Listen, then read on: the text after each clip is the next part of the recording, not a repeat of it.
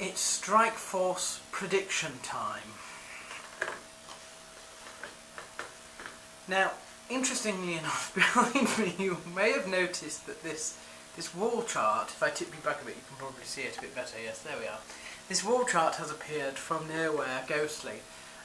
It's not actually going to be used for a while because it's next year's, but I got given this wall chart at work by somebody who bought it by accident, thinking that it was this year's, and it is in fact next year's, didn't want it anymore. So that's why it's there, if you're wondering why I'm sitting in front of a huge wall planner that says 2010 on it. Not an accident. Right, let's start at the bottom of the card, and I want to say first that I am not at all interested in the Ricardo Barros versus Scott Lighty match. Not interested in that, so I'm not making a prediction there. I'm also not interested in their main event, Cristiana Santos versus Gina Carano. I'm just not interested. I'm not against women MMA at all. I just don't really take much interest in it, to be totally honest. So we'll start at the bottom. David Douglas versus Justin Wilcox. Don't know a whole lot about these two. I do know that both of them like to stand and trade. It's going to be a TKO battle. I shall go for David Douglas winning in the second round by TKO. Fabricio Verdum, who I have met in fact. I don't think he understands a word of English, but you know, it was a pleasant meeting anyway.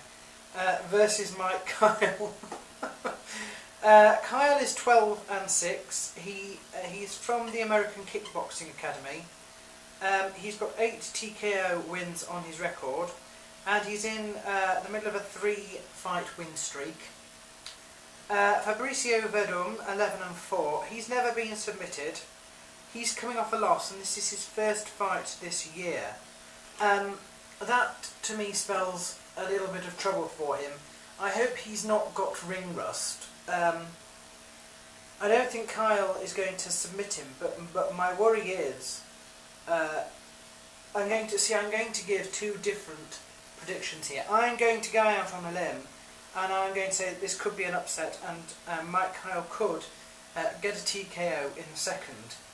If he doesn't, which I think he might, to be totally honest, if he doesn't, then I think Fabricio Verdum might win by decision. I just don't know whether Verdum, after coming off a loss, after being a little bit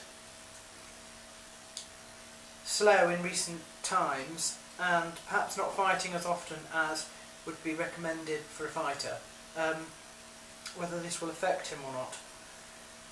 Moving on, Gilbert Melendez, who's 15-2. He's got 9 TKO victories. He's never been finished, and his record is win-loss, win-loss, win. He is fighting Mitsuhiro Ishida, who's 18-5.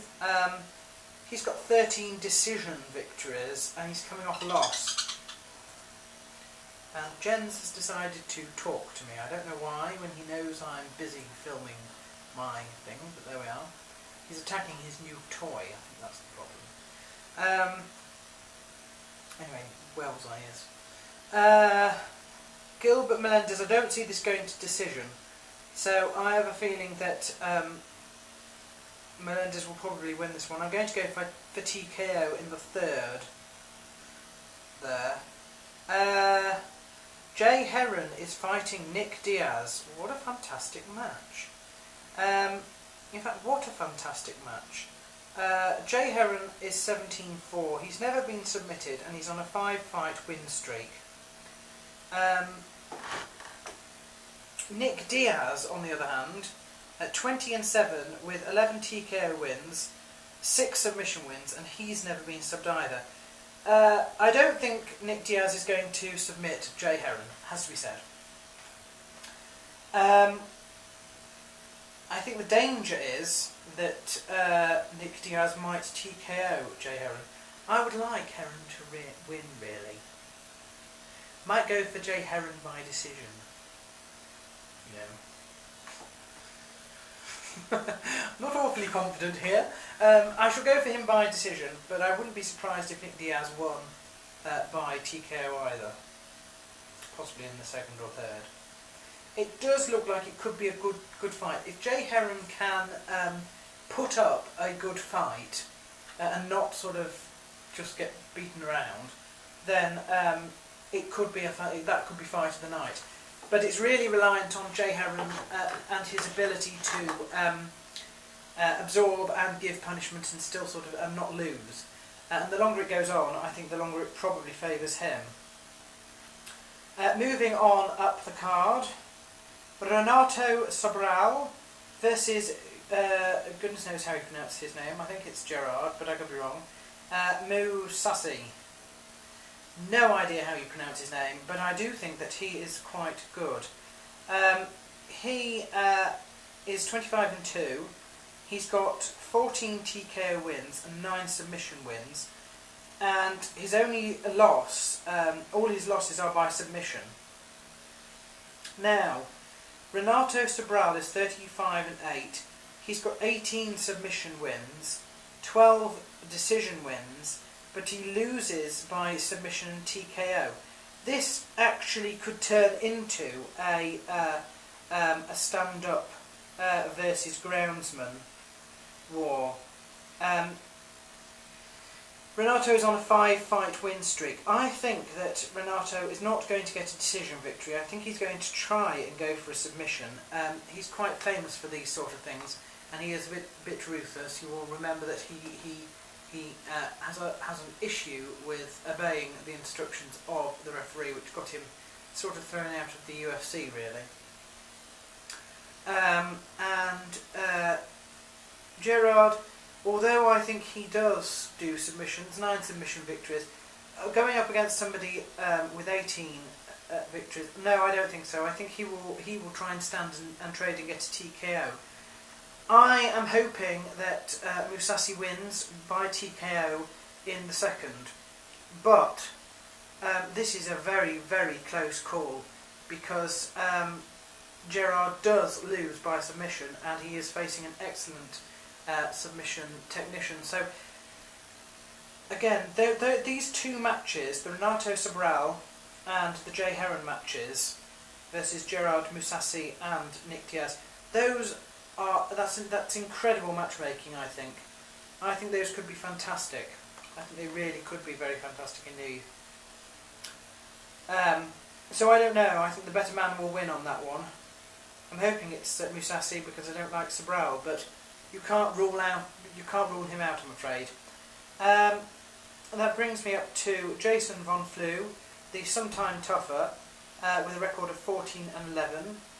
He's got 12 submission wins, 7 TKO losses, and he is fighting James Terry, who is actually out of Kung Lee's camp, so he's going to be very good.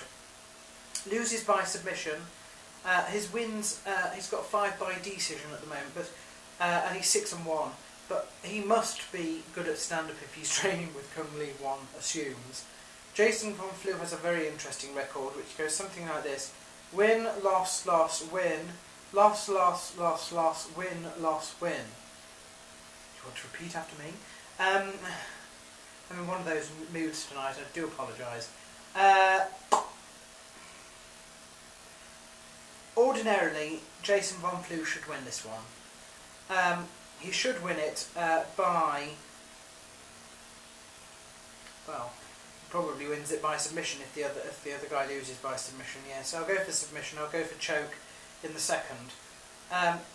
The only point I would say in James Terry's favour is if he has picked up a lot of stuff from Kung Lee and gets a TKO out of the blue. It could be sort of one of those fantastic, woo, didn't see that coming situations. So that's my Strikeforce predictions.